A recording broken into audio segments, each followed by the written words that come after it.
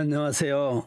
서울 영등포구 대림동에 위치한 예수교 대한성결교회 새누리교회 성도이며 충북 보은에서 열심히 농사짓는 양기남입니다. 오늘은 제4편 율법주의와 은혜의 복음에 대해 여러 형제 자매님들과 함께 생각해 보고자 합니다. 신앙생활 수십 년을 했어도 율법주의 또는 은혜의 복음에 대해 특별히 생각해 보지 않았습니다. 교회 주일 예배에 잘 참석하고 특히 11조에 있어서는 철저히 해야 한다는 생각 아래 만 단위에서부터는 무조건 사사오입을 했습니다. 많이는 못 내도 실수로 적게 내면 절대 안 되기에 이렇게 한 거지요. 원수를 사랑할 수는 없어도 흉내라도 내려고 불우이웃 돕기도 하고 각종 어려운 단체다 생각되는 곳에 기부했다가 크게 혼난 적도 있습니다. 말씀대로 살아보려고 의로운 척하며 살았지요. 나만의 공간이 있어서 성경도 꾸준히 읽으면서 기도도 하고 특히 회개 기도를 참 많이 했는데 할수록 더 생각이 나는 겁니다.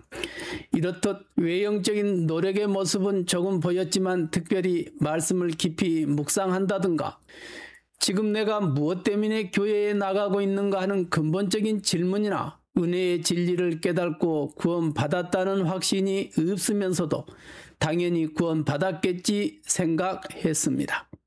어렸을 때부터 믿었고 살면서 이 일은 하나님의 은혜야 하는 이런 일을 한두 번 겪은 것은 아니죠. 그러니 나는 구원받은 사람이야 이러고 살았습니다. 그런데 진리를 모르는데 어떻게 구원을 받을 수 있겠습니까?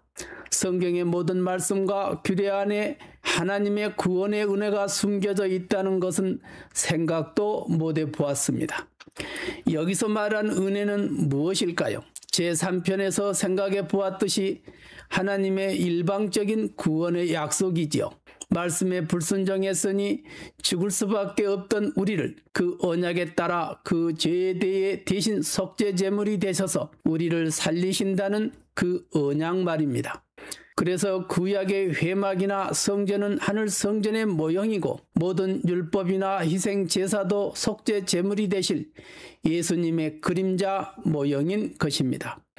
그런데 사람들은 참 형상이신 예수님을 바라보는 것이 아니고 어떻게든 율법을 지켜서 스스로 의롭게 부단히 노력합니다. 사도행전 17장 2절에서 3절입니다. 바울이 자기의 관례대로 그들에게로 들어가서 새 안식일에 성경을 가지고 강론하며 뜻을 풀어 그리스도가 해를 받고 죽은 자 가운데서 다시 살아나야 할 것을 증언하고 이르되 내가 너희에게 전하는 이 예수가 곧 그리스도라 하니 이 구절은 사도 바울이 데살로니가 회당에 들어가 구약 성경을 근거로 예수가 바로 그리스도 메시아임을 증명하는 장면을 정확하게 묘사하고 있습니다. 즉 사도 바울은 구약 성경 속에 감춰진 은혜의 복음을 찾아서 복음을 전하고 있는 것입니다. 이런 장면들은 신약 성경 여기저기에서 많이 나오고 있습니다. 이것이 구약 말씀 안에 감춰둔 은혜의 복음인 것입니다. 구약이나 신약 성경을 보면서 그 안에 감춰진 복음을 보지 못하면 울리는 꽹과리 소리를 들은 것과 다를 것이 없습니다. 이제부터 더 깊이 율법과 은혜의 복음을 생각해 보도록 하겠습니다. 율법의 613개 모든 조항을 다 지킬 수 있나요? 이 조항들을 다 지키면 의롭게 되고 구원받습니다.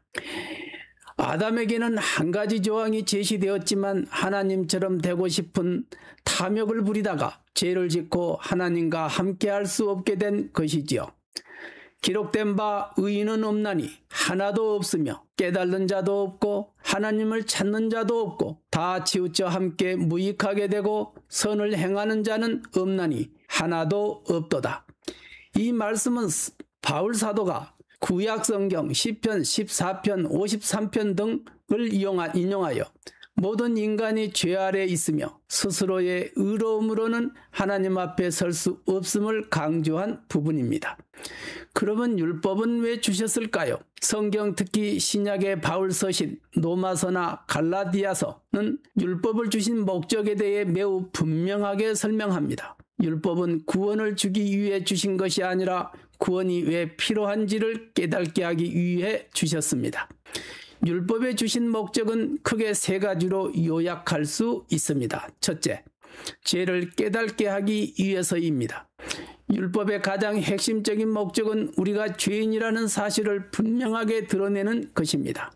율법은 하나님의 거룩한 기준을 보여주는 거울과 같습니다.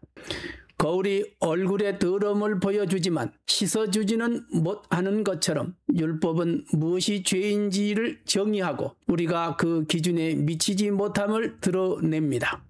로마서 3장 20절 그러므로 율법의 행위로 그의 앞에 의롭다 하심을 얻을 육체가 없나니 율법으로는 죄를 깨달음이니라. 둘째, 그리스도께로 인도하기 위함입니다.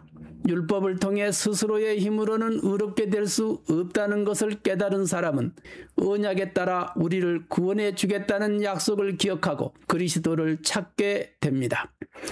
율법은 우리가 스스로 구원할 수 없음을 인정하게 만들어 우리를 은혜의 복음 앞으로 인도하는 초등교사 역할을 합니다. 갈라디아서 3장 24절 이같이 율법이 우리를 그리스도께로 인도하는 초등교사가 되어 우리로 하여금 믿음으로 말미암아 의롭다함을 얻게 하려 함이라. 하나님의 백성을 구별하고 보호하기 위해서입니다. 구약시대의 율법은 이스라엘 백성이 이방 민족의 죄악된 문화에 동화되지 않고 하나님의 거룩한 백성으로 구별되어 살아가도록 하는 울타리 역할을 했습니다. 율법은 무엇이 하나님을 기쁘시게 하는 삶인지에 대한 구체적인 지침을 제공했습니다. 레위기 20장 26절 너희는 내게 거룩할지어다. 이는 나 여호와가 거룩하고 내가 또 너희를 나의 소유로 삼으려고 너희를 만민 중에서 구별하였음이니라. 어떻습니까? 율법은 우리에게 너는 죄인이며 이 죄의 값으로 죽을 수밖에 없다는 것을 정확하게 진단해 줍니다. 은혜의 복음은 그 사망의 값을 예수 그리스도께서 대신 치르셨으니 그를 믿기만 하면 값없이 구원을 받는다는 기쁜 소식입니다. 그런데 우리들의 모습은 어떻습니까? 유대인들처럼 뭔가 선한 일을 해야만 하나님 앞에 나갈 수 있다고 스스로 믿습니다. 그래서 하나님 앞에 나아가는 의로움을 스스로 쌓겠다고 부단히 노력합니다. 말씀대로 살아야지 하면서 한두 가지라도 지키려고 무진애를 씁니다. 인간의 본성이 그렇고 세상 종교가 다 이렇게 가르치니까 스스로 그 안에 나를 가두고 맙니다. 저도 은혜의 복음을 깨닫기 전까지 이렇게 하면서 하나님을 믿는다고 했습니다. 그러면 은혜의 복음에서는 무엇이라 말씀하나요? 너는 아무것도 할 수 없으니 그냥 나오라는 겁니다. 형제 자매님들이 잘 아는 찬송가입니다. 새 찬송가 284장.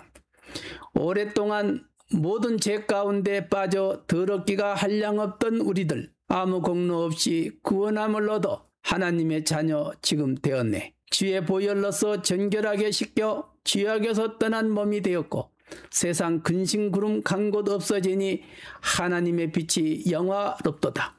죄의 깊은 잠과 뜬 세상의 꿈을 어서 깨어나라 나의 친구여.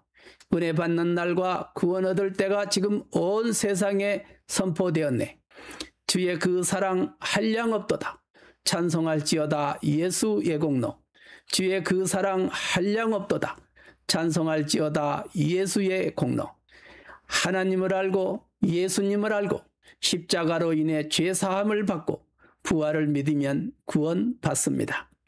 언젠가 드라마에서 제수에게 복음을 전하니까 무슨 구원이 이렇게 쉬워요 하는 대사가 있었습니다.